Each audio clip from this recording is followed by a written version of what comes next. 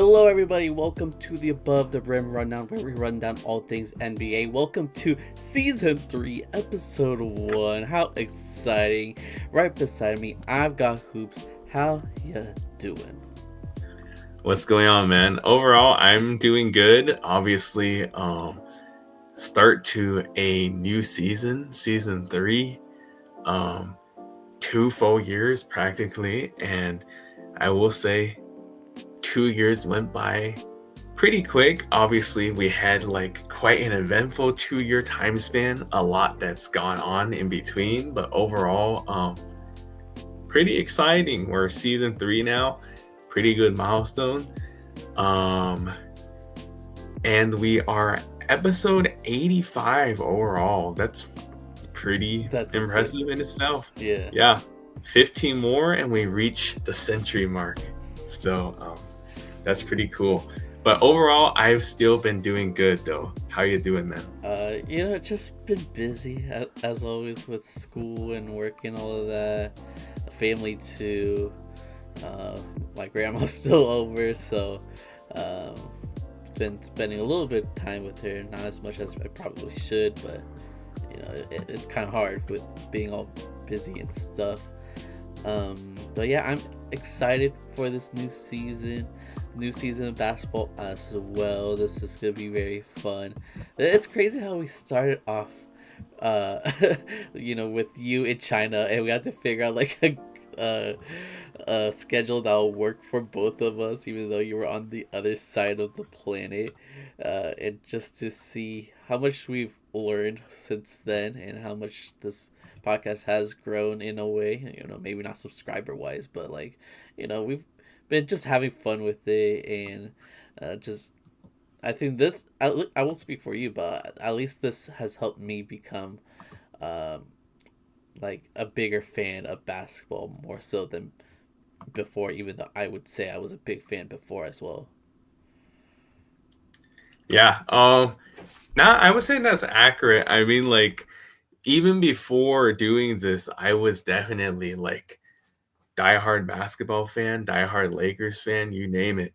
But I think that starting this podcast definitely added an extra drive of like trying to go out the box even more so for not necessarily just for content purpose, but also for like further familiarizing fandom knowledge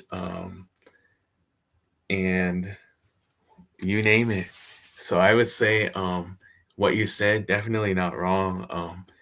It's definitely been a lot of I guess it it makes your fandom in a way, I guess in a way you're finding ways to adjust your fandom a little bit in the sense like obviously there's still teams that I like more and there's teams that I like less, but then from a content perspective we try our best to put aside some of that when needed, and then obviously there's times where all in fun we're able to still talk our smack or all the fun stuff. So overall I would say it's definitely been a fun 2 years and definitely look forward to the many ahead as well. Yeah, I can't wait for this season. This will be the year where the Lakers win a chip. I guarantee it. Um, that might be a bold prediction. We're doing a bunch of bold predictions today because we are going to predict the the standings for this upcoming season, which is hard to do. We've tried in the past. I should have pulled up last year's doc. I'm very curious on like how close we were. We probably weren't like super close, but you know, I think I did that last year. I checked our doc and I had some crazy predictions. Maybe I'll have some crazy predictions this year.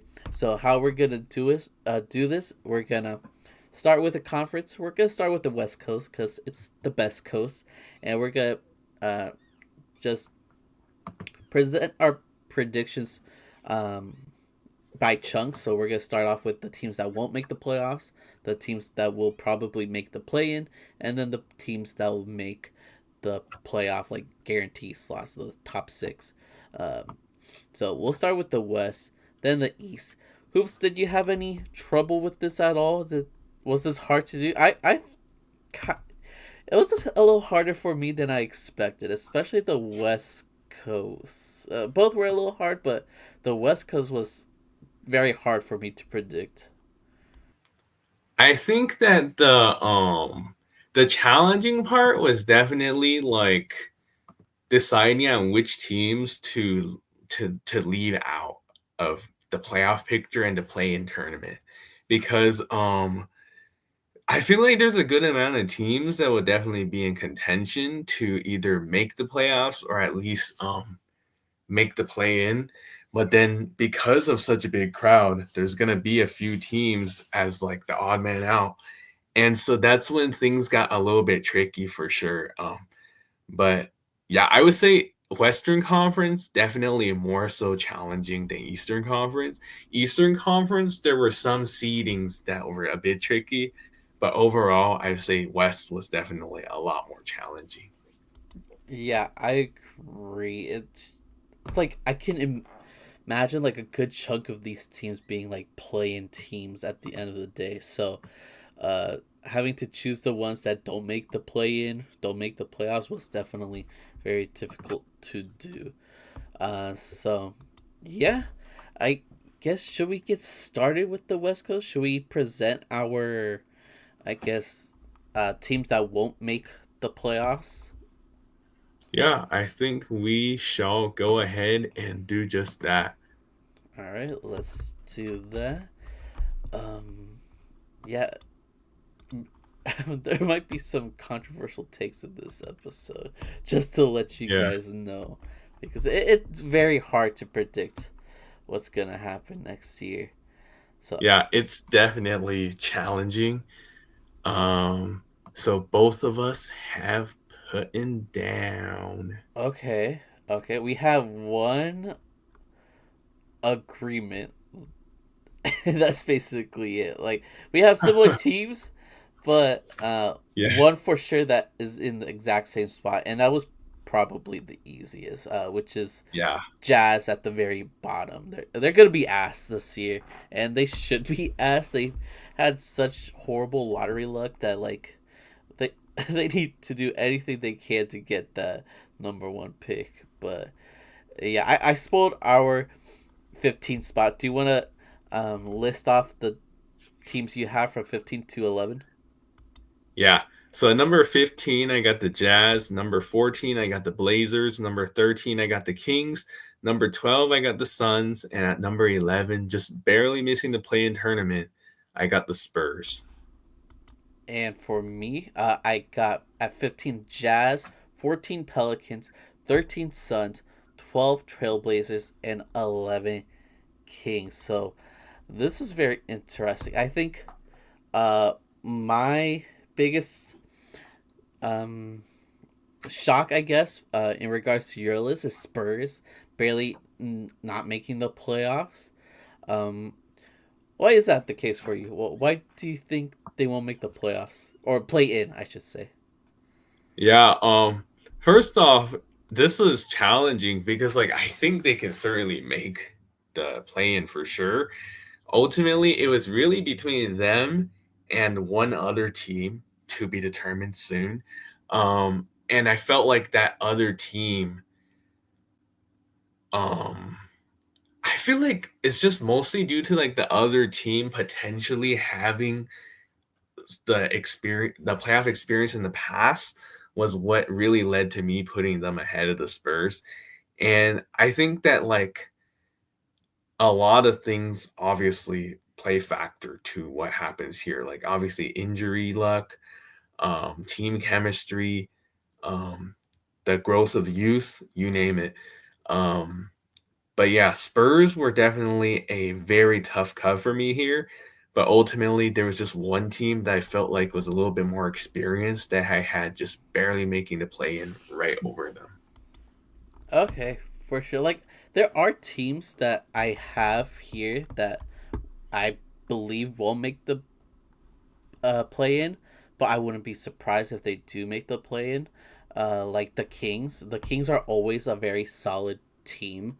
Um, they're not like the best, but they're solid. So I could see them making the play in over the Spurs, or uh, if the Pelicans are healthy, I think they could do it as well. I ended up having them very low because I'm assuming that Zion is not going to be entirely healthy this upcoming season, even though he's like skinny Zion now.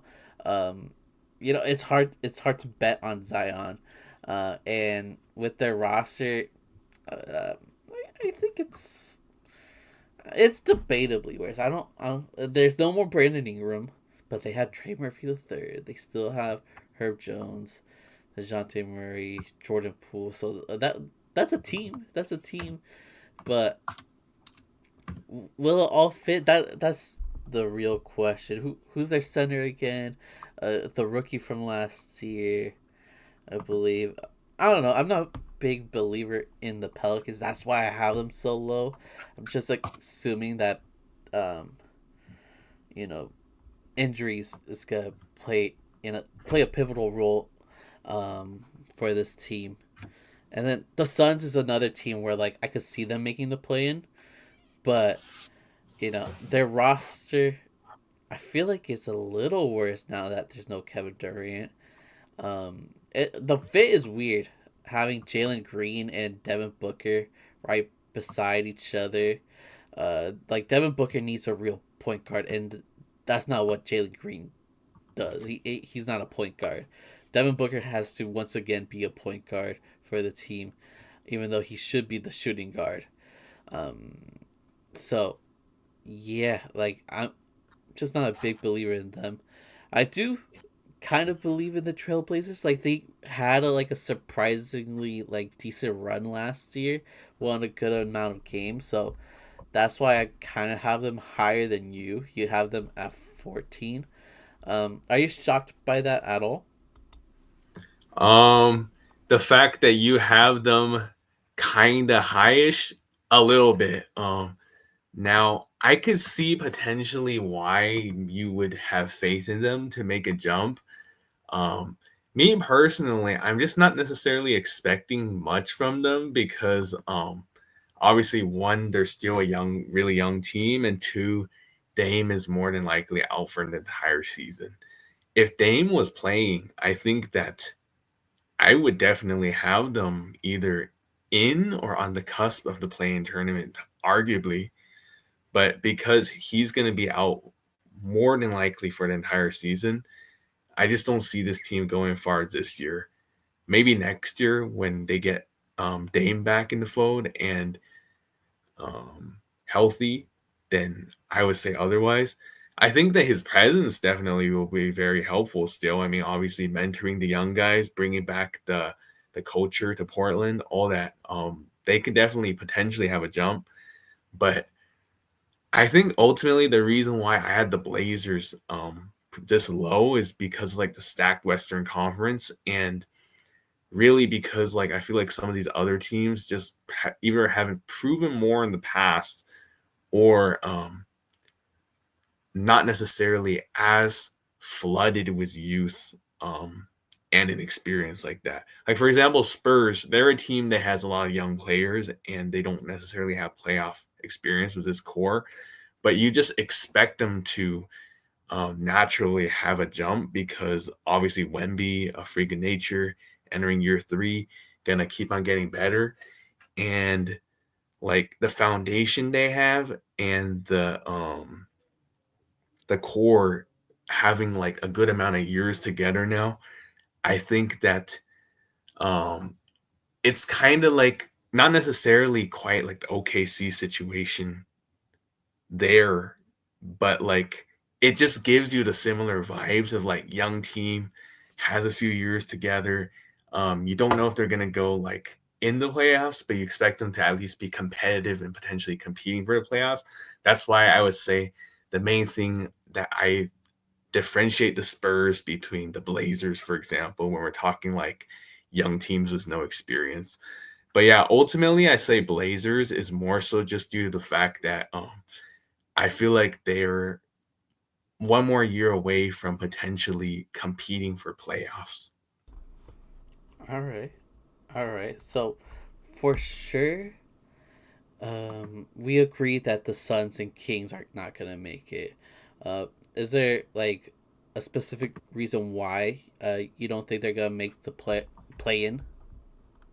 Um, I think the thing about the Kings is obviously last season they had De'Aaron for the first half of the year before a trade deadline, and they had a pretty good run at one point. They were like on a really good win streak when Doug Christie first took over for when Mike Brown got fired, and afterwards they kind of just lost all momentum and went back to their losing ways.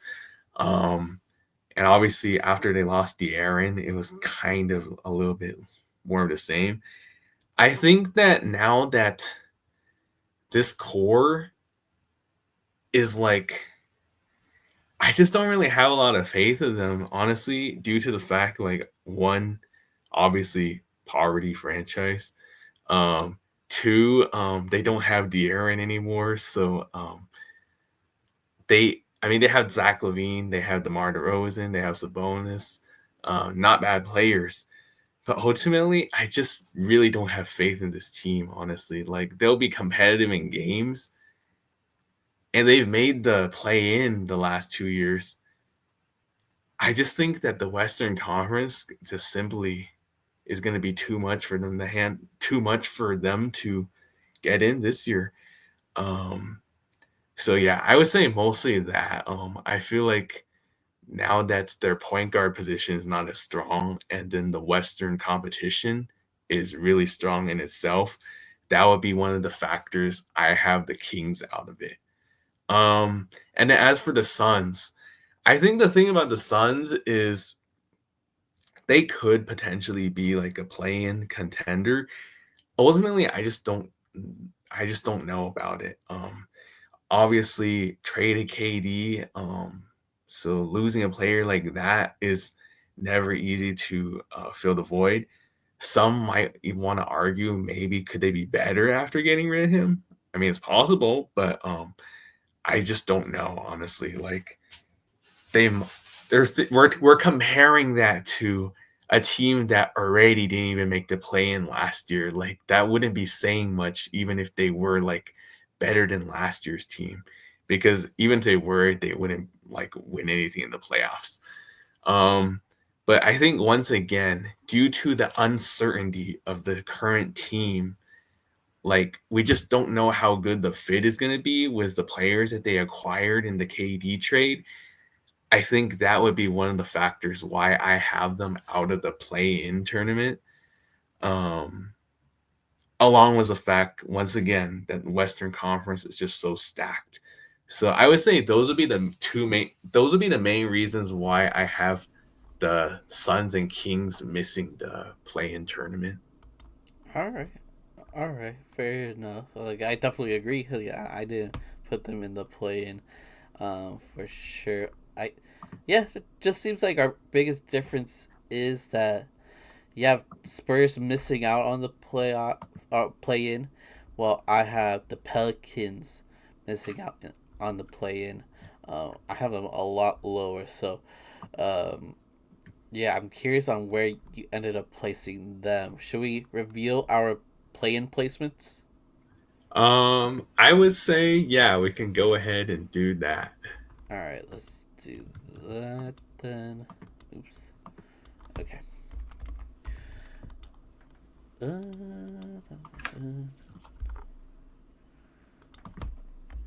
There we go. I have mine on the dock.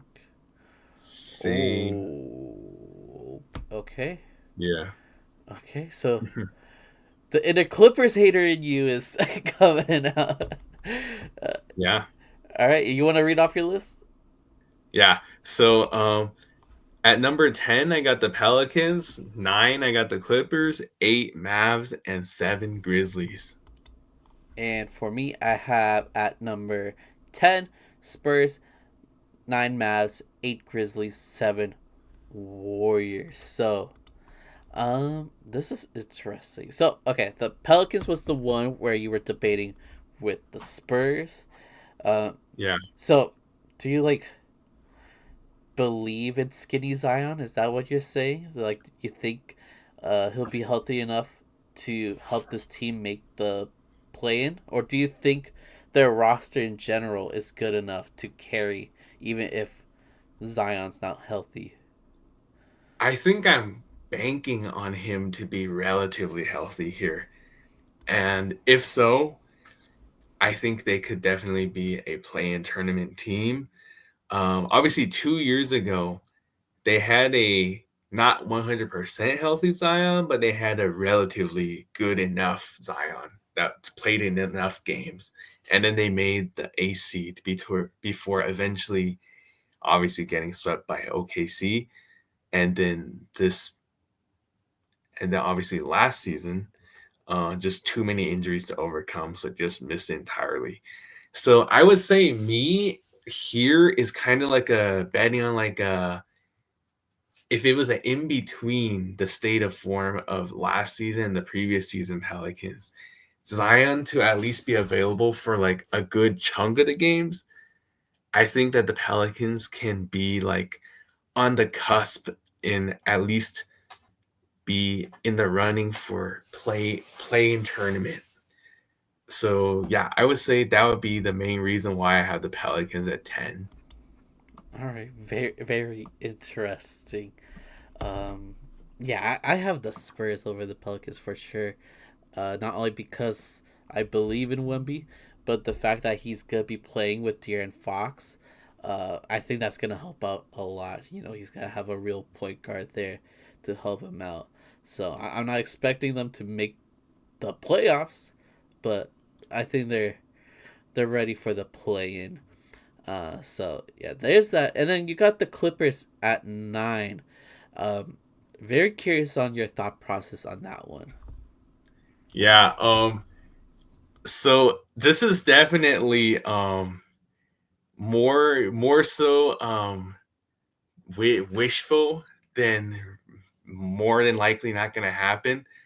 But let me say this, okay? Obviously, we've heard all the headlines. Clippers, the oldest team in NBA history. I'm pretty sure that's what it was. Um, that low key could be set for disaster because obviously what happened was the Lakers in 2021, 2022. We tried to forget about that season. I low key wouldn't be shocked if that happened to this team. I mean, like, after all, they are like so old in terms of like average age team. And I will say this though, the Lakers had practically a brand new roster that season, and the Clippers do have like a good amount of their core still intact.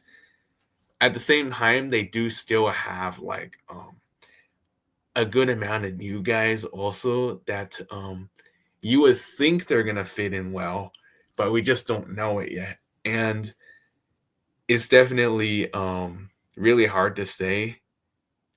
At the end of the day, I think that I'm I'm going under the notion that like they will have some good games. But it's possible that eventually their legs are just gonna gas out, and due to their age, it just might be hard for them to keep up certain points. And yeah, I think that there's a really good chance that they are still going to be a top contender in the Western Conference, and my prediction will look like complete nonsense.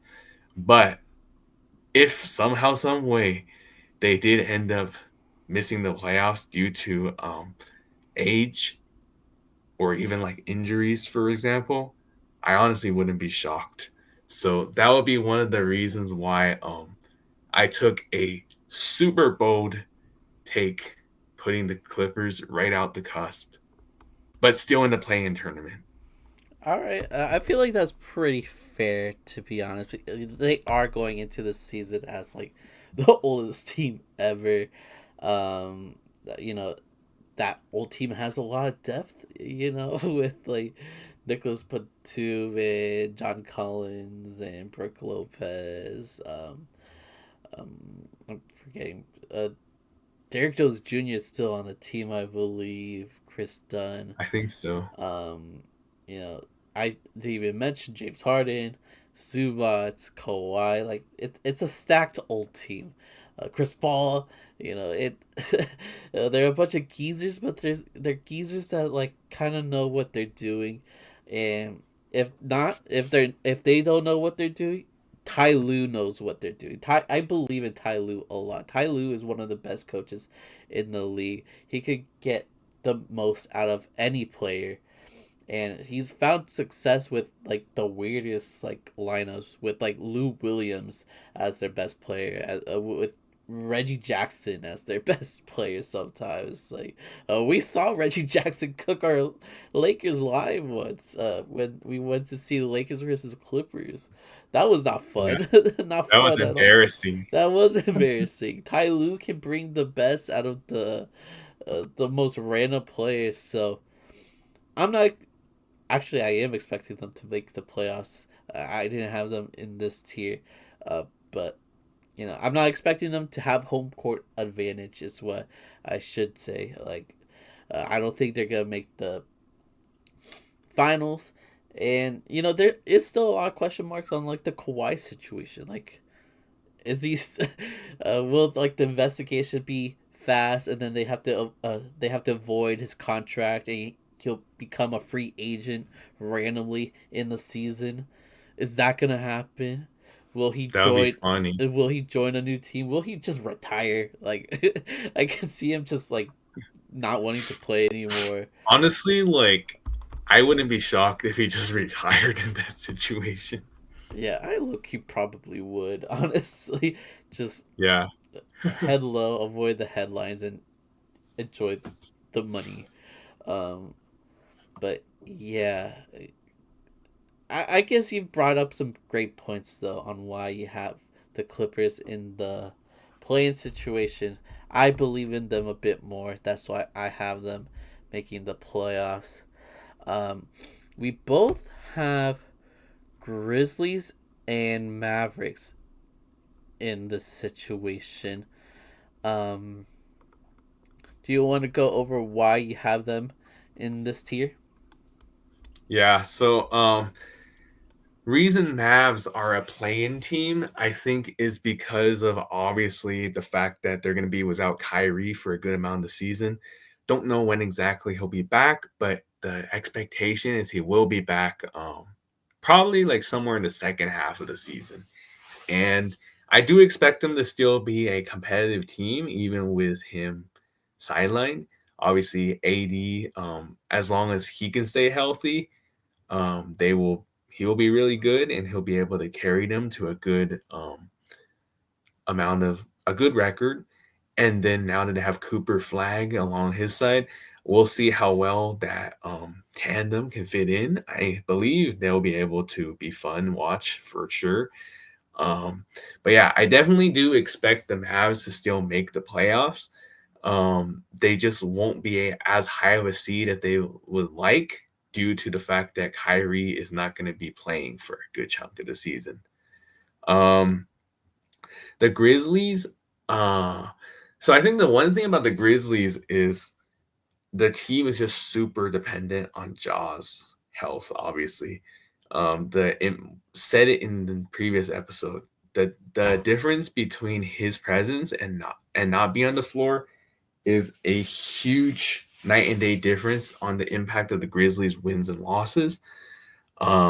If he can stay pretty healthy, I expect them to still make the playoffs for sure. I wouldn't be shocked if they were not even in the play-in and were like somewhere in the 1 to 6 range. Probably more so 5 or 6 in that situation. But I'm just gonna say, due to the stacked Western Conference and the uncertainty of Ja being able to stay healthy for like 82 games. I mean, 82 games is hard nowadays for a lot of players. I would say like if he could play like at least 65, for example, or whatever the threshold is to be qualifying for the NBA awards, um, then they should definitely be at least a playoff team for sure. So I would say this would be like a little bit of more of like a safe zone for the Grizzlies. Expect them to make the playoffs, just not fully sure they can make a super high seed. Yeah, I definitely agree with you. Um, for both, obviously, since we have these teams at a similar spot, I think now that the Grizzlies have a new coach, now that Ja is healthy and hopefully will be getting out of trouble. And now that Jaren Jackson Jr. is playing the best basketball he's ever played in his career, um, I do believe that they'll be good. And if the West wasn't so stacked, I could have seen them being around the sixth seed if they're at their best. But that's gonna be difficult with this Western team. I don't even have them at 7. I have them at 8. I have the Warriors above them, which do you think that's a hot take with them not making the playoffs? In my opinion, Um, oh, you're saying the Warriors as like a play-in team instead of a full-on playoff yeah, team? yeah, yeah. Honestly, not really, because similar to what I said about the Clippers, they're also quite an old team. But I will say, like, the difference between the Warriors and the Clippers, for me, on like where I put them in the standing, where I place them in the standings, is that I feel like the Warriors have like more of the same core continuing despite the age. I mean, granted, like the Clippers have like a good amount of their core from last season that are still on the team as well. But I feel like they add because like the fact that like the Warriors literally did not sign anyone until like last week or whatever it was when they finally got the Kaminga situation settled. And it was only like 3 players they signed or 4 something like that. Something And like that. two of them were literally former Warriors. Wait, actually, yeah, I believe that's right. Like Mm, DeAnthony Melton, he uh played huh. for them last year. Um, Seth Curry, though it's been several years since he played for the Warriors, he has played for Steve Kerr before, so at least he's somewhat familiar there. And then Al Horford is really the only guy that's like not adapted to the system at all that they added. But the Clippers, obviously, they added a lot of new players that are also aging, like obviously Chris Paul, Bradley Beal, Brooke Lopez, I John forgot Collins. about Bradley Beal. Oh my god. Yeah, hey, that adds to the argument then for the age. Yeah, that's funny. But yeah, my point being is though the Warriors have I think that in this situation, for old teams, maybe the less addition, the the better because at least you're more adapted with the core you had despite your age.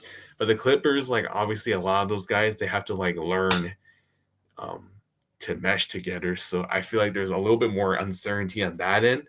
So that would be one of the reasons why I personally, I mean, don't even have the Warriors in this set. I have them just barely higher. But yeah, my point being is honestly, I don't think that it's that crazy that you have them as a playing team over a playoff team. All right, all right. I still think the Clippers is better. I actually feel like Bradley Beal. Like I forgot about it, but he will contribute in a positive way. I think, especially with the contract being better, he's gonna be a solid like spark plug. I I think that'll do be his expect role. I do expect him to be better than last season with the Suns for sure. Yeah. You're right about the maybe it won't be like the Clippers. They might not mesh, but again, that's what Ty Lue's for. I think Ty Lue's gonna be able to get the guys together and figure it out. Um, and obviously, Steve Kerr is a good coach as well. He's gonna able to get these guys, uh, working in the system. Al Horford's the newest guy there, and he has a great basketball IQ. He's gonna fit in perfectly over there with the Warriors. I just think talent wise, uh, they're not as good as the Clippers. I feel like their talent is a lot weaker. Um, like they got like random ass like history teachers playing as their centers. Like like Quinton Post, is that his name? Oh yeah, Quinton Post. Pat Well, Spencer is power forward, I think. they look AI generated. They look like the most Yeah, generic like dads ever. Like I know. It's pretty funny. yeah, so yeah, they don't convince me at all. Um, Now it's hard to bet against Steph. Steph is amazing, but he's also getting older, and he got injured during the playoffs. So I guess that's something to keep in mind as well. But yeah, either way, Clippers or Warriors, they're. I don't even know what to say. I'm not expecting much else than just making the playoffs for both of them. No finals run, in my opinion. I agree. Playoffs definitely possible. But definitely no championship for either of them. Yeah. I haven't talked about the Mavericks yet, but like you kind of covered them well with no Kyrie. It's hard to say that they are gonna make the playoffs. But they still have a good lineup with D'Angelo Russell, teaming up once again with Anthony Davis. They actually work very well together. Uh, you know, with the Lakers, and now that they're with the Mavs, I think they're gonna do great. Hopefully, Anthony Davis will stay healthy. Um, he's got those goggles, so hopefully he's not gonna be out due to eye injury, which is common for him for some reason. And then seeing Cooper Flag play for the Mavs is gonna be interesting. See how he develops. Will he come in and change um, the trajectory of the Mavs automatically, or will it take some time? That's stuff to question, but yeah, I do think they're good enough to make the play in. We had a nice lengthy talk about that. Should we move on to the playoff locks for the West? Yeah, I think this will be a good time to move to the playoff locks of the Western Conference. All right, let's do that. Okay, I just revealed mine in the doc. Can't wait to see yours. And they have been added. Whoa. Okay. You know what? I should have known. I should have known what you did here. Okay. Would you like to read your list? Yeah. So number 6, I have the Warriors. Number 5, Lakers. Number 4, Nuggets. Number 3, Timberwolves. Number 2, Rockets. And number 1, the Thunder. And for me, I got at number 6 the Clippers, number 5 Timberwolves, 4 Lakers, 3 Rockets, 2 Nuggets, and 1 OKC Thunder. So for me, the biggest surprise is your placement of the Nuggets. You have them at the 4th seed, which is good. They're getting home court advantage, but I think they're gonna be second seed. I think they're gonna be in the second seed because originally I would have said third seed, but since Fred Van Vliet got injured for the Rockets and they're not gonna have a real point guard, they'll try out Reed Shepard. They'll try some things. I'm sure maybe Amon Thompson playing point forward. Maybe um, distribute the ball mostly through Shengun. They've got options, but they don't really have a real point guard. I feel like that is gonna hurt this team quite a bit. Um, I think they're still gonna be great. They got Kevin Durant. their offense is gonna be a lot better than last year, and that was like the biggest thing that they were suffering. Um, but I am lowering them down a standing and rising the Nuggets because of that. And to me, I think the Nuggets are going to be better than last year. I think they did a good job constructing their team. They now have like the best backup center they've ever had during this Jokic era with Valanciunas. Valanciunas was doing like Jokic like things during the preseason games, like crazy like one-handed passes. Like Jokic just like rubbed off on him, I guess. Um, Having him there, having Cam Johnson instead of Michael Porter Jr. is gonna be helpful in my opinion. Bruce Brown being there again, he was vital for their finals run, so having him back is gonna be great. I just see a lot of upside towards the Nuggets, so I'm really shocked that you have not maybe not the Rockets. Like you could convince me the Rockets over Nuggets. Timberwolves over Nuggets is where like I'm very curious on why that's the case for you. Like I know you're a Timberwolves guy for sure. Like I know you love the Timberwolves and you like Ann and all that. But like I am very curious on why you have the Timberwolves over the Nuggets. So I'll start by saying I think the thing about the Nuggets is like their team definitely looks really good. Um and they did make some good ads. You mentioned Valanciunas. Um, I think that there's definitely like a little bit uncertainty for me here, like how how well their core because they do have like I will say this, they made like quite a few differences to their roster. Obviously, they replace MPJ with Cam Johnson, which you think should be an upgrade, supposedly on paper. Um, but gotta see it first, I think personally. Mesh on the floor.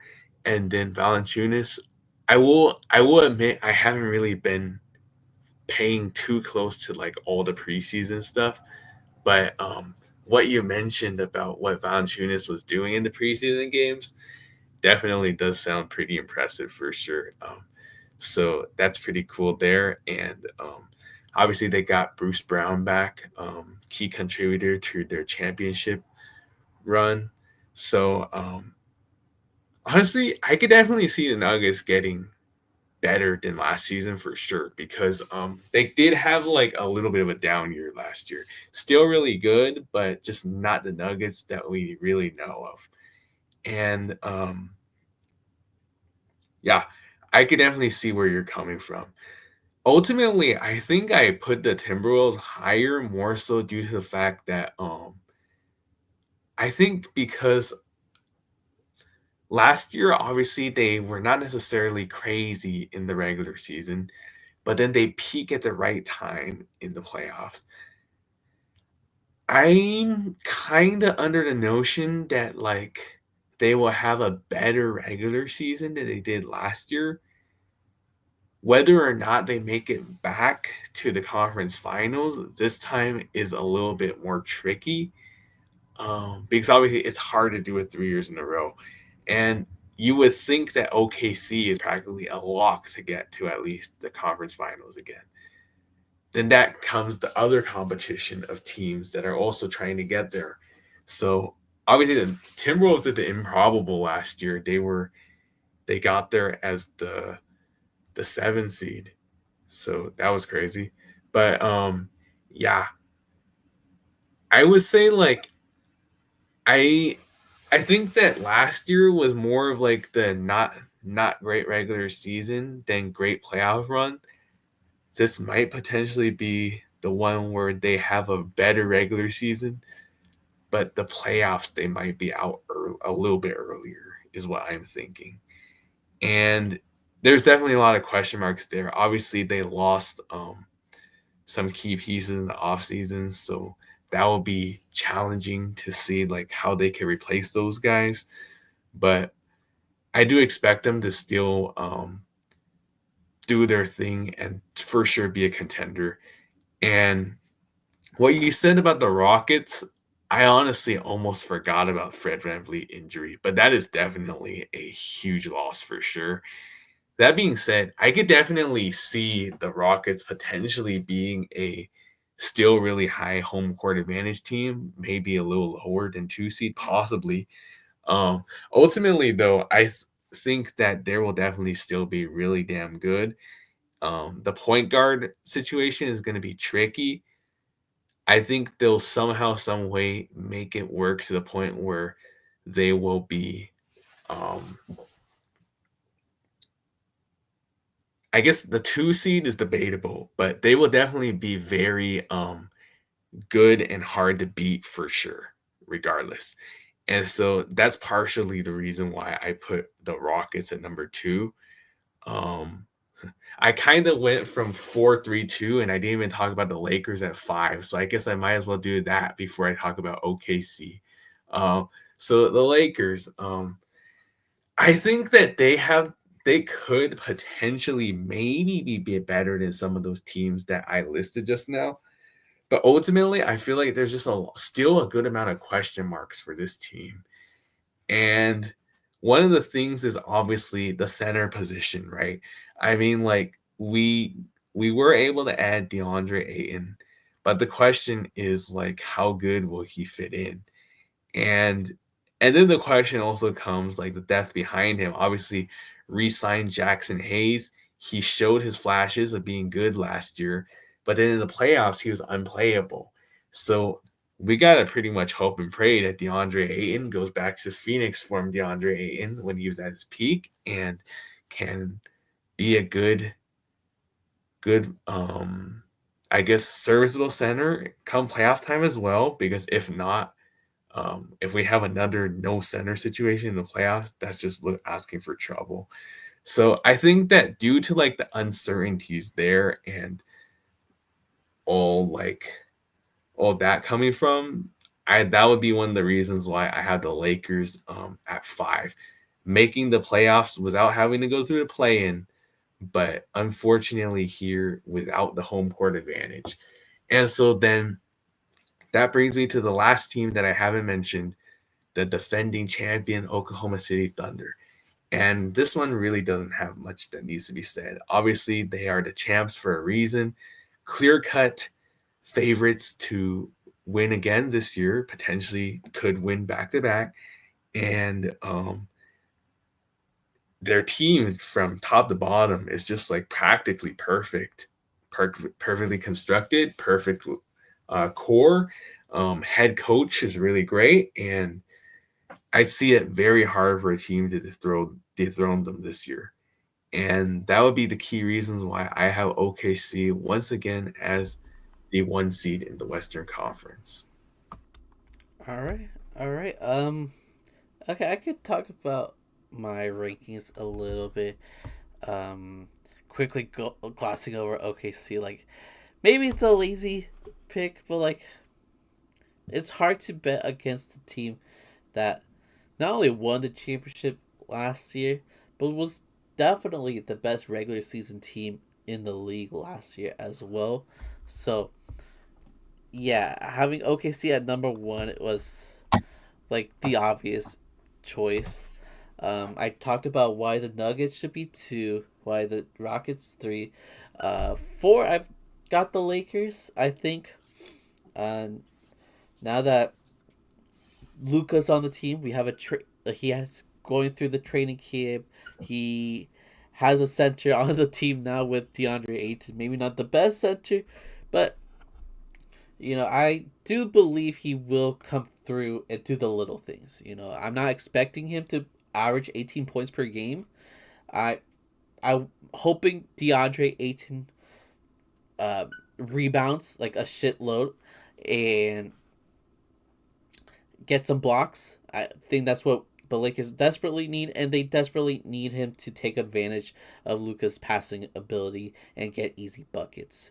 All right, whether it's through lobs, whether it's just like pick and roll action, whatever. He's got to take advantage and be able to score efficiently when Luca sets him up. That's all I'm asking from him. I'm not asking him to be uh, like some kind of third all star or whatever. I'm not asking him to be like the third best player on the team. I just need him to do the little things, and I think he'll come through. It's you know the our track record with DeAndre Ayton, has never really been positive, right? We don't really talk about him in a positive light, and I know I made my fair share of rants throughout the summer about him, but I'm a Lakers fan. I've got to believe. I gotta try to cope a little bit and believe that he can come through for us, and I think he can. We got LeBron on the team. We got Luca on the team. They're gonna get him to play some decent basketball. Um, so yeah, I think they're gonna be the fourth seed. Uh, Again, with Luca now being there for the entire season, I think that's gonna help the Lakers out. Standing wise, they're gonna win a lot of games because of Luca. That's kind of the main reason why I have them over Timberwolves, even though Timberwolves kind of whooped our ass in the playoffs. Um, they did lose some key pieces, most notably Nikhil Alexander Walker, great 3 and D player. Um, they just couldn't keep him. Um, Injuries might be an issue with Julius Randle. He tends to get injured quite a bit, but if he's healthy, then I'm sure the Timberwolves are gonna be great. Hopefully not too great, but I'm sure they're gonna be great. Uh, some things to keep in mind: Mike Conley, being their main point guard still, I believe, at his old age is a little it's dicey. It's dicey for sure. I don't know if that's the best move. And then obviously Rudy Gobert is declining offensively. He's not really quick on his feet, so that's why he gets burnt on the defensive end when guarding guards. So I could see like a lot of things going wrong for the Timberwolves, but I could also see them doing well. So it was hard to predict, but I put them at 5, and then I already talked about why Clippers at 6. I just believe Ty Lue can come through and help that team out quite a bit. So yeah, I guess that's it for the Western Conference. Should we just jump right into the East? Yeah, honestly, I think we have gone pretty good in depth on our thoughts in the Western Conference. So we are pretty much good to go to the Eastern Conference, starting with the teams that do not qualify for the play-in tournament. Yeah, so we're gonna reveal that right now to each other. Um. Okay. Interesting. So we got the same 5 teams. Very Just similar. yeah, very similar. We just have a little bit of a different order. So would you like to read yours first? Yeah. 15, I have the Wizards, 14 Hornets, 13 Nets, 12 Raptors, 11 Bulls. And I got at 15, the Nets, 14 Wizards, Hornets at 13, Raptors at 12, and Bulls at 11. So our 11 and 12 spots are the same. It's the bottom 3 that's all mumble jumbled. I'm very surprised that you don't have Nets at the bottom. Michael Porter Jr. is going to be their best player. If not him, it's Cam Thomas. I don't see that team doing anything positive in regards to basketball at all. So why don't you have them at the bottom? Honestly, I forgot who they had on their team. Um, but I'm just under the notion that the Wizards are just going to remain trash, and Fair that they enough. will. Um, Obviously, they made that trade. Traded Jordan Poole for CJ McCollum. Is that an upgrade? I don't know. Is that a downgrade? I don't know either. Um, I feel like it's not going to do much of a difference because this team is going to stay losing. Um, Maybe it'll get a little bit better, but I'm just not expecting much from them. So that's why I still have the Wizards at the bottom. The Hornets is tricky because like I feel like they could do better. But at the same time, like I always think that they'll do better and then they still continue to keep on losing. And then another key question mark is the fact that LaMelo obviously just can't really tend to stay healthy. I mean, like he has his good fair share of games and his presence is certainly felt when he is playing, but they just don't really have the guys around him that set him out for success. And then on top of that, obviously the struggles of staying healthy is just a major question mark there. Um, if we're talking honestly, like I honestly forgot who the Nets even have on their team, low key. I think That's a that red probably flag. I think Cam Thomas is their best player. Um, I would say he's probably better than Michael Porter Jr. Um, but yeah, now that I think about it, I would maybe honestly put Hornets over the Nets. But because I already wrote it this way, I guess I just have to deal with it, Loki. Um, the Nets, I really don't know what to say about them. I don't expect them to do anything practically. Though, like last season when the Nets were like unexpectedly winning games that they shouldn't have, like in the beginning of the year, I remember. Yeah, I think Dennis Schroeder was on the Nets for a little bit, Yeah, and he had yeah, he that's what, was had like a hot streak. Cam Johnson was good too, yeah, and they have a good coach as well. true. So obviously, both of those guys you listed are no longer on the team, so maybe that's not gonna happen this year. But if they somehow, some way found a way to like do that again, like just be a pesky team that wins games that they shouldn't, I'd be damned, low key. But that would be funny. Nah, but they're probably not really gonna do much of that this year. They're definitely gonna be a bottom barrel team. I feel like it'll definitely be between them and the Wizards, and I just don't know who's better. It's not saying much, but yeah, those are definitely the bottom three teams. Putting it more into perspective, I would probably put the Hornets atop all those three. And so that brings us to the two teams that we agree on the placement: Raptors and Bulls. So I think the thing about the Raptors is on their roster is not bad. It's just a matter of like how well are they able to really mesh and put things into fruition. And that's just a major question mark. I mean, like Scotty, expect him to have a good season for sure. We don't know how the fit with Brandon Ingram is going to go because we just haven't seen it yet. And obviously, RJ still pretty good. Hasn't necessarily met the expectations that we really had for him when he was first drafted, but nonetheless, still a nice piece for the team. Ultimately, I do not know if they will have enough to make it to the playoffs. So I have them outside the edge of the play-in tournament. And that brings us to number 11, the Bulls, a team that has literally made the play-in every year, but also losing in the play-in every year. I think this might be the year that they don't make it to the play-in and the streak ends. And it's more so due to the fact that like some of these other teams made jumps. There's that. And then on top of that, just not necessarily expecting much. The Bulls are like one of the most average teams in basketball. Like they're not horrible, but they're also just not good. And so like they're just literally the definition of average middle of the pack. That's not unfortunately not gonna make you go anywhere. Um, that may be the reason why they were playing all these years because they were middle of the pack team.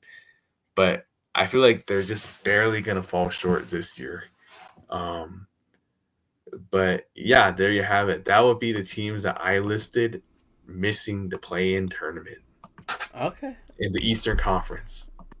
all right. I like how you kind of admitted that maybe having uh the Nets over the Hornets was a mistake, but Yeah, honestly.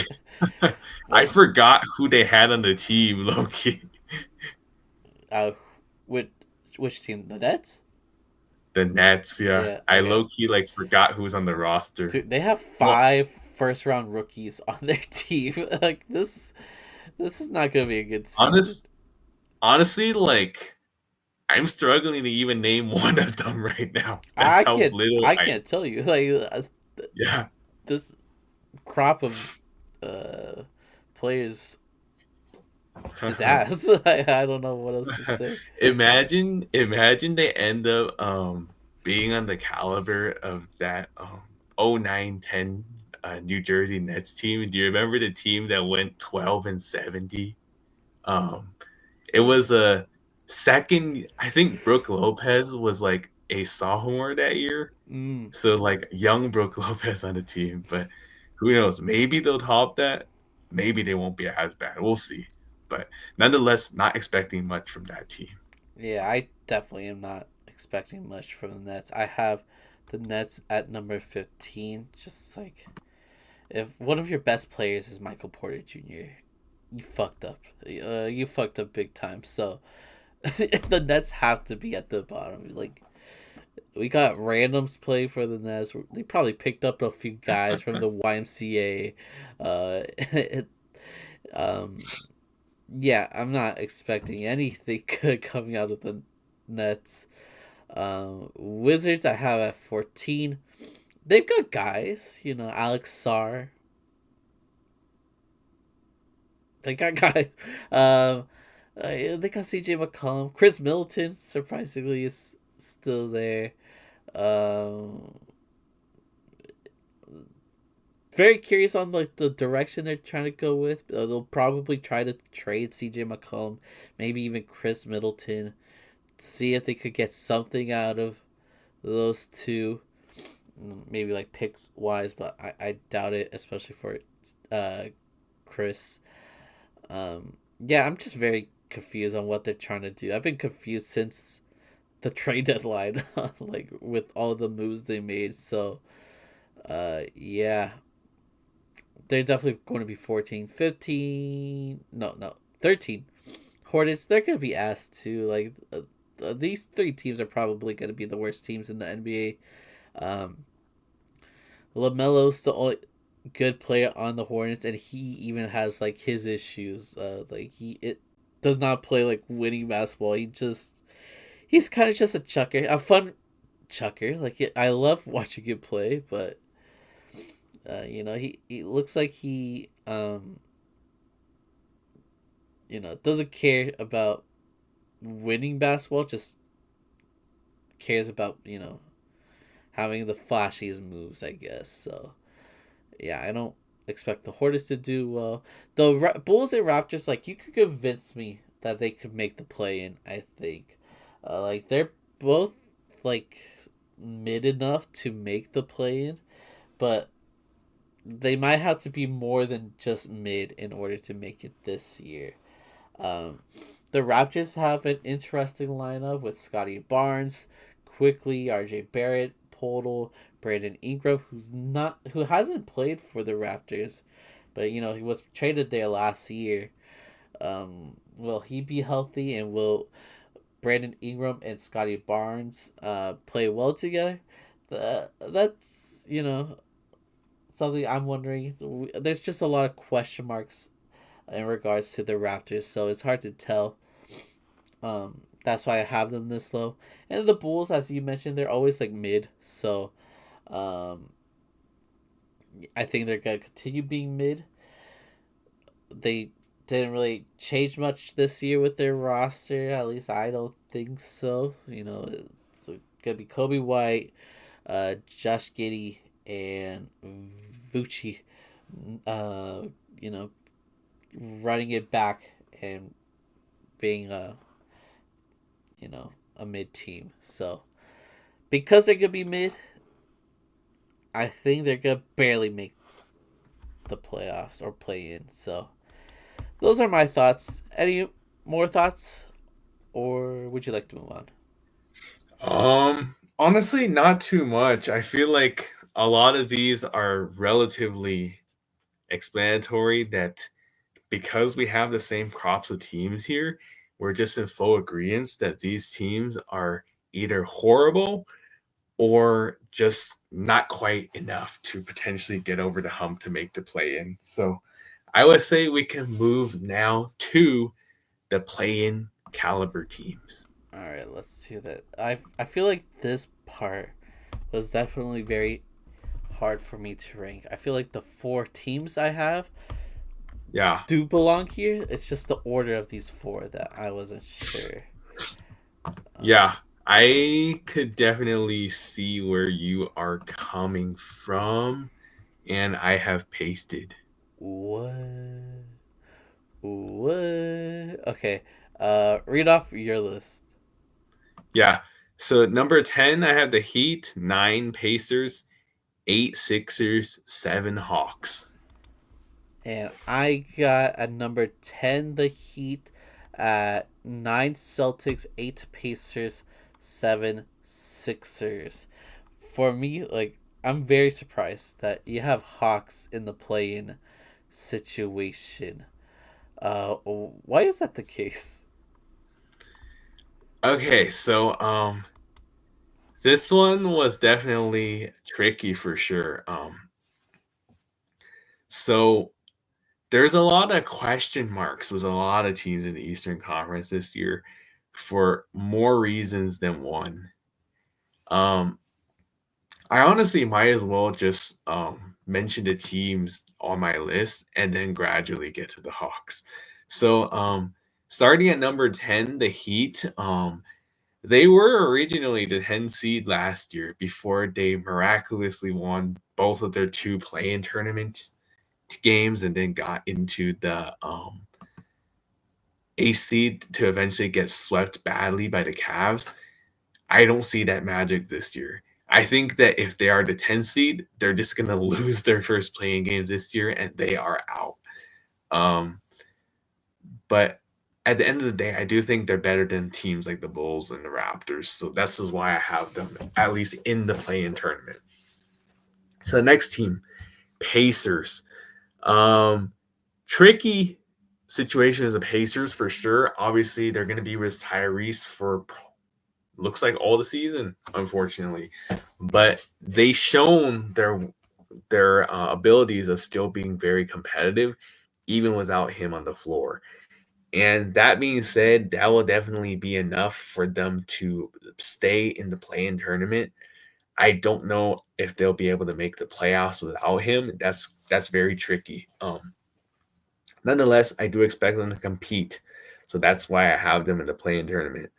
Number 8, the Sixers. Another tricky team because we just don't know how well they'll be able to maintain health. And Joel Embiid, like, will he be able to stay healthy? Will he be able to go back to his MVP form? A lot of question marks. I'm just going to stay positive with them and optimistic and say they will be relatively healthy. If so, I think that they will make the play-in tournament and they will sneak in the playoffs as a low seed, not expecting them to really be real contenders to win a championship because I don't expect them to go far. But I think they could definitely make their way of returning to the playoffs for sure. So now comes the long awaited question, the Hawks. Why are they in the play-in tournament? So originally I actually had them as a playoff team. It was between them and the Celtics. Like very I struggled like the placement there. And like quite I mean, for obvious reasons, I wanted to put the Celtics lower.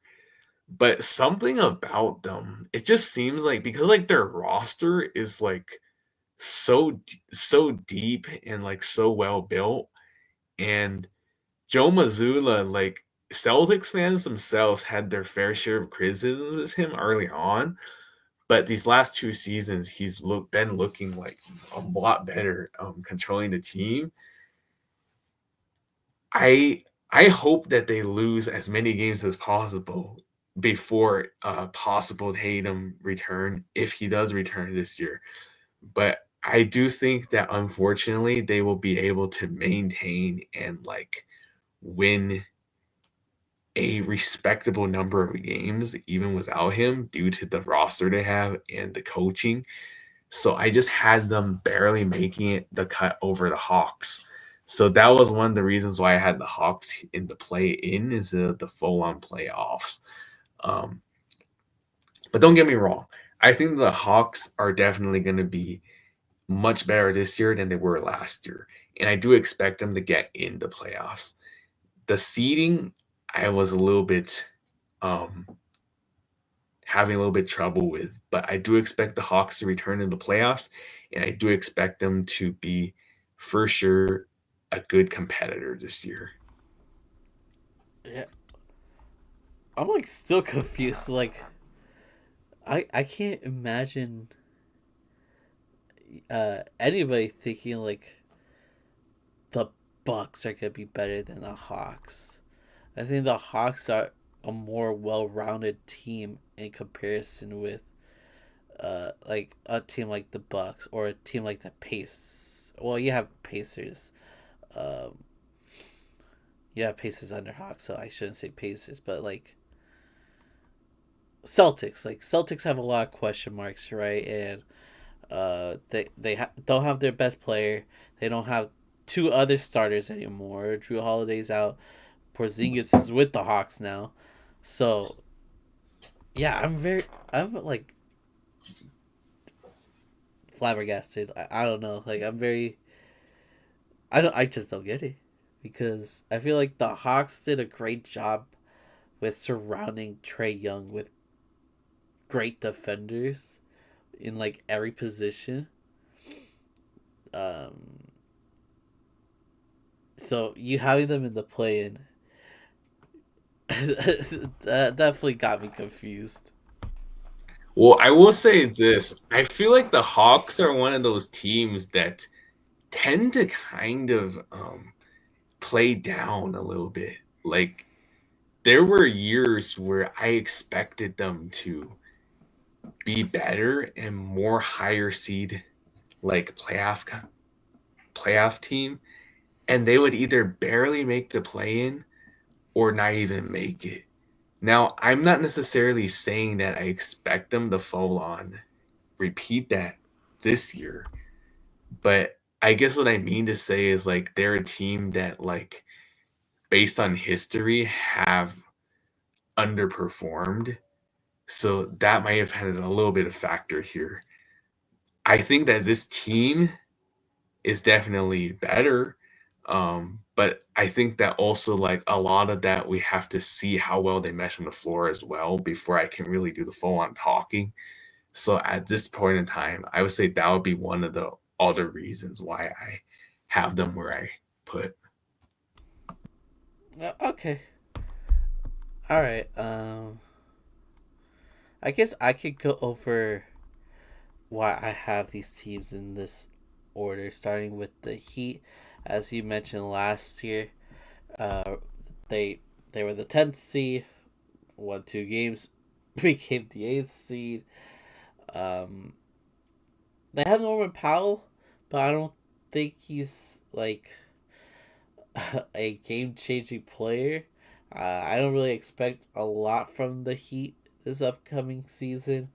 So I feel like them being in the 10th seed just kind of makes sense. They got decent players uh, with Norm, with Tyler Hero, Bam, Andrew Wiggins. But this roster is not doing much if we are going to be completely honest. Celtics is the next team. I kind of briefly just talked about them a little bit. Just like, yeah, they don't have their best player. They don't have two other starters. Their center rotation is lacking. Will Jalen Brown bounce back from last year where he had like a pretty weak season? Uh, is Derek White or Peyton Pritchard gonna go off this year? There's a lot of question marks with them. So I ended up putting them in the play-in tournament. Pacers kind of a similar situation, not as drastic, but they don't have their best player for the whole season. Um, but like Rick Carlisle is a great coach. He has a great system over there, where like the players share the ball all the time. It's very team oriented, so I think that will help them a lot and maybe overachieve this year. But I still am gonna put them in the play-in situation. And then Sixers is my last play-in team, barely missing out on a playoff spot. At least like a top six playoff spot. It all depends on the health of Joel Embiid and Paul George. If they can come in healthy and play a good amount of games together, they could definitely make the playoffs for sure. Maybe even the fourth seed if they're like really healthy and working well together. Them and Tyrese Maxey, of course. But that's hard to predict. It really is. Joel Embiid is always injured. Paul George is getting old. Um, so yeah, I'm not convinced enough to put them in the top six, but I got them right outside at 7. Any thoughts on all that?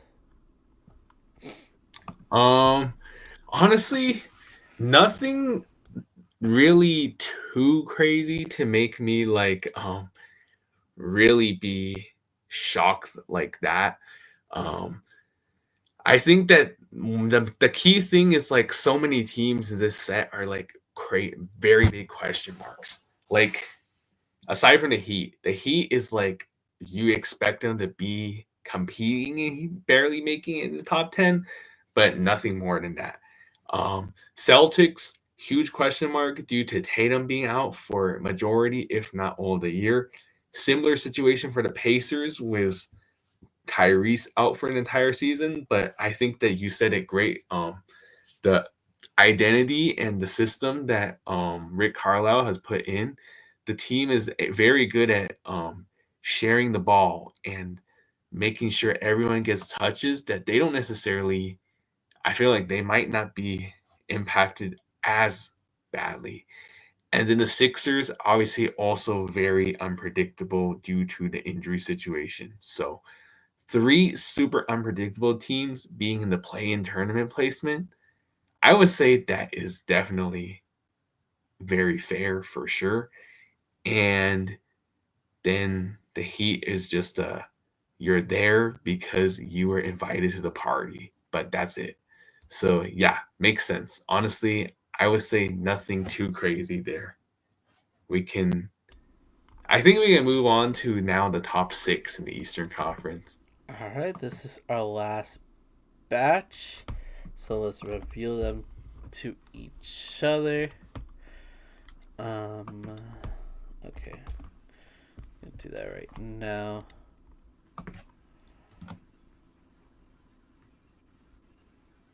Interesting, interesting stuff. Would you like to read your list? Yeah. Number 6, I have the Celtics, 5 Magic, 4 Bucks, 3 Pistons, 2 Knicks, and at number 1, the Cavs. And who I have at 6 Bucks, 5 Pistons, 4 Magic, 3 Hawks, 2 Knicks, 1 Cavs. So we have Cavs and Knicks at the exact same spot. I have Cavs at number 1 because they were one of the best regular season teams last year. They made some decent moves this offseason, getting Lonzo Ball and all that. Um, they still have their core. Evan Mobley is just gonna get better. I think they're gonna learn from the mistakes that they had last year. So to me, Cavs is gonna be the number 1 seed, and then Knicks have one of the most talented rosters in the league. At least offensively, they're amazing. Uh, from like every position basically. And having what's his name, Mike Brown, as their uh, coach going into the season, getting the bench more involved. I'm assuming, and them having decent bench players. I do think they'll be easily getting the second seed this year, and clearly, you agree. Yep. So, do you want to mention anything else with those two teams since I just covered them, or I think I agree with a lot that you said for sure. I mean, like last year, Cavs were the number one seed in the Eastern Conference, had a really good regular season. Unfortunately, the playoffs folded against the Pacers, but I expect them to do not pretty much the same this year as far as the regular season. Once again, they having the one seed in the East, I believe they can certainly do that. Um, Donovan Mitchell doing his thing in the regular season and putting on a show for sure. My only question is how well they could do in the playoffs, obviously, because in the playoffs, that's where they have shown their struggles. Hopefully, they can get over the hump this year, but we shall see there. Number two, the Knicks. The Knicks are for sure definitely going to be once again in the mix of a top one of the top competitors in the Eastern Conference. I would argue like come playoff time, I would honestly come over the notion that like Cavs will be the better regular season team, but the Knicks will be the one that go further in the playoffs. I think that's very possible. Um, but we shall see. Hopefully, if both of them do good, maybe this would be the Eastern Conference Finals matchup. But yeah, definitely agree on those two being atop the list. Um, so then that will have me in the teams below. So I will honestly go backwards. So Celtics at number 6. I talked about this already a little bit briefly earlier.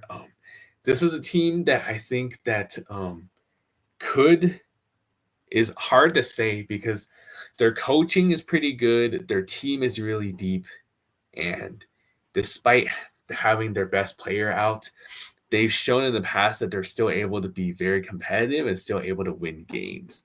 I think that they will do a good amount of winning still with this team without Tatum for a good amount of the year.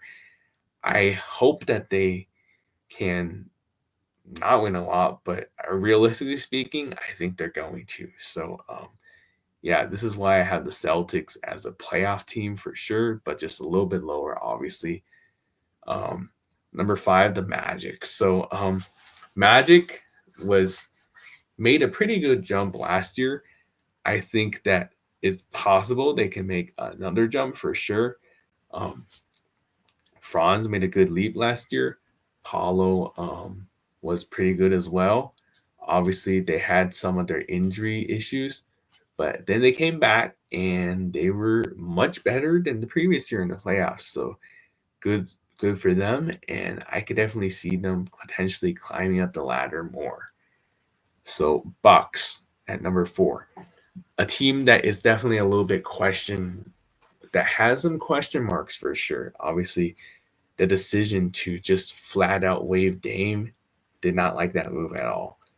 Of course, they did add Miles Turner. That was a pretty good addition. But I think that one of the things about the Bucks is I expect them to be a key contender. I just don't know about like championship. I feel like their days, unfortunately, are past there. And it's just so much uncertainty. Obviously, the rumors of whether or not Giannis wants to stay or if he wants out is also one of the key headlines. I do expect them to still be really good. I just don't know come playoff time how far they could go exactly. But at the end of the day, I still have the Bucks being a top 4 team and having home court in the first round. And so that brings us to number 3, the Pistons. So obviously last year, we've mentioned several times, crazy turnaround, tripling their wins from previous season and making the playoffs, mighty impressive. Um, I think that they can be even better this year. And that being said, I have them as the number 3 seed in the Eastern Conference. And I can see definitely Cade making more leaps, the the Pistons as a team gelling better as a whole. Um, Year 2 under JB Bickerstaff, and the young core having now the playoff experience, um, I see them definitely only going up from here. So, yeah, that would be my top 6 in the Eastern Conference. Some of them were definitely a little bit tricky. Overall, I feel like this was the set that I had to go with. Okay, okay. I feel like the most glaring thing to me is the Bucks placement. I'm assuming you're just like a huge believer in Giannis, and you believe that he can like make miracles happen because it's gonna take a miracle for the Bucks to be a fourth seed. Like that roster is ass, dude. Other than Giannis and Miles Turner, it's just a bunch of like random ass like trash players. They got Kuzma on the team. Kuzma's the third best player. That's crazy. So Yeah. I will put my faith in the Greek freak to carry his will into a top 4 seed. for his sake, for the Bucks' sake, I hope so. You know, I like the Bucks. I like Giannis. I would like them to stay together, but I don't think that's gonna happen by the end of this season. This is gonna be a tough watch, possibly. But yeah, that's the only one where like shocked. Are you super shocked that I have the Hawks at 3? I mean, I would say it's definitely a little bit high, but I wouldn't necessarily say that it's like crazy crazy just because like their team is obviously really talented. Ultimately, I mean personally, due to the uncertainty of how well their core will fit in, because like obviously they made a lot of new additions and we just simply haven't seen them play yet. It's hard to make an assessment to say they're going to be better than teams XYZ already right now. That's one of the reasons why obviously I had them lower than you by quite a few spots. So I would say like definitely a little bit shocked to see them this high for sure.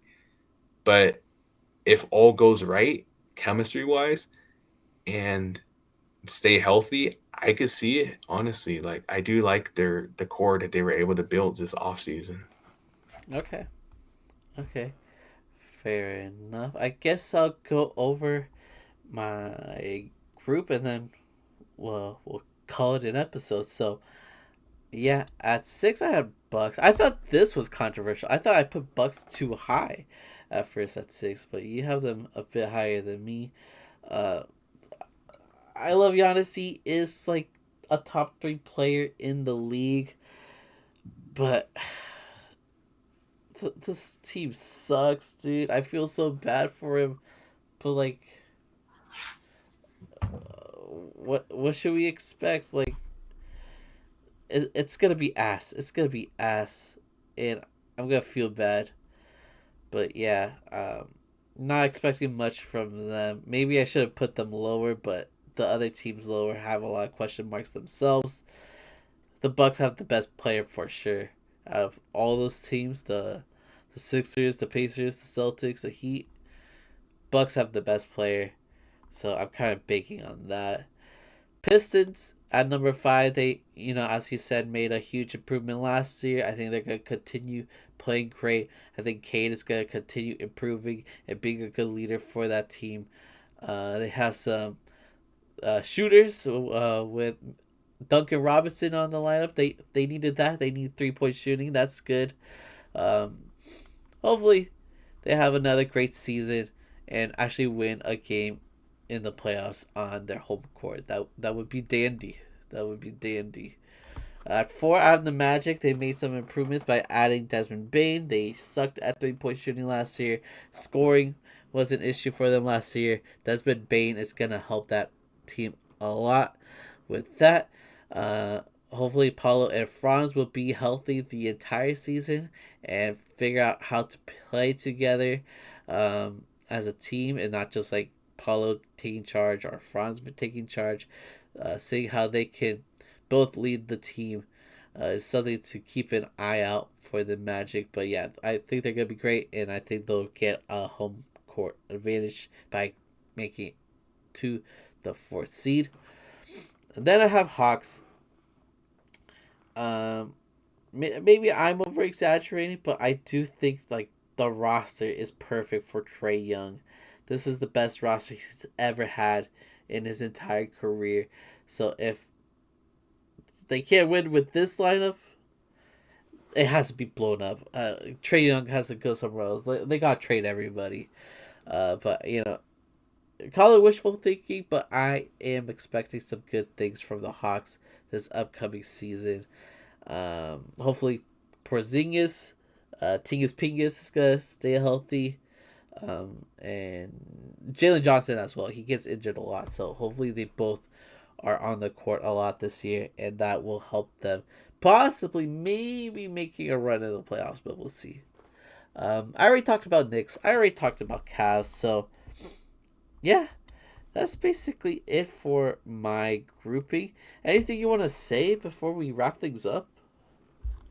Honestly, as far as this episode goes, not a whole lot. I feel like there were definitely some teams that were a little bit challenging to place for sure. And I feel like overall Western Conference was definitely more tricky to rank than Eastern Conference, though Eastern Conference, there were a good amount of teams that were definitely challenging to rank. I think West was just more challenging in the sense of like which teams to leave in and which teams to leave out. But yeah, overall, I would say definitely was a fun process making this list for sure. Oh yeah, for sure. I really enjoy making like prediction videos like this every year. So this was fun. I guess we should do a quick recap. So, Hoops, what is your standing predictions for the Western Conference? Yeah, so for the Western Conference at number 15, I got the Jazz, 14 Blazers, 13 Kings, 12 Suns, 11 Spurs, 10 Pelicans, 9 Clippers, 8 Mavs, 7 Grizzlies, 6 Warriors, 5 Lakers, 4 Nuggets, 3 Timberwolves, 2 Rockets, and at number 1, the Oklahoma City Thunder. For me, at number 15, Jazz, 14 Pelicans, 13 Suns, 12 Trailblazers, 11 Kings, 10 Spurs, 9 Mavericks, 8 Grizzlies, 7 Warriors, 6 Clippers, 5 Timberwolves, 4 Lakers, 3 Rockets, 2 Nuggets, and at number 1, the Oklahoma City Thunder. So that was for the West Coast.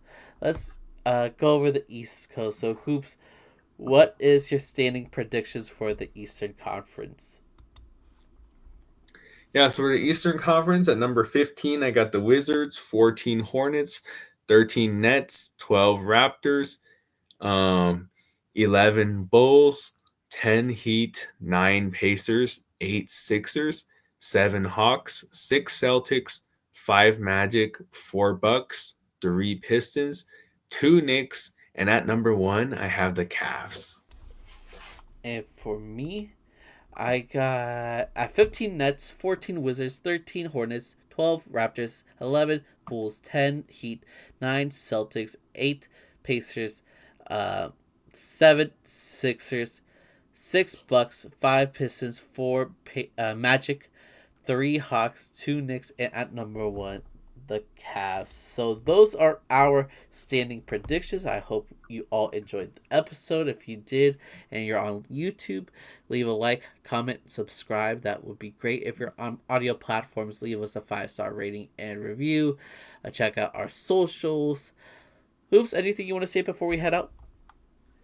Yeah, I just want to say, per usual, appreciate you guys for the constant support for our channel. We greatly appreciate it. If you guys like our content, mirroring what Memo said, like, comment, subscribe, share, follow us on all platforms, and make sure you continue to stay tuned. Obviously, We are 2 weeks away from the start of the NBA season. So basketball is going to be here very soon.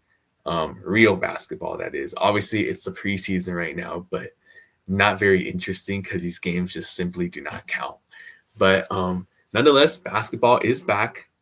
It will be officially back in 2 weeks. So you do not want to miss that. You do not want to miss our episode next week. And you would definitely like to stay tuned for our weekly recaps come season time. So make sure you continue to stay on the lookout for our content and appreciate you guys per always, and have a great day, night, and week. Yeah, we'll see you all next week. Goodbye.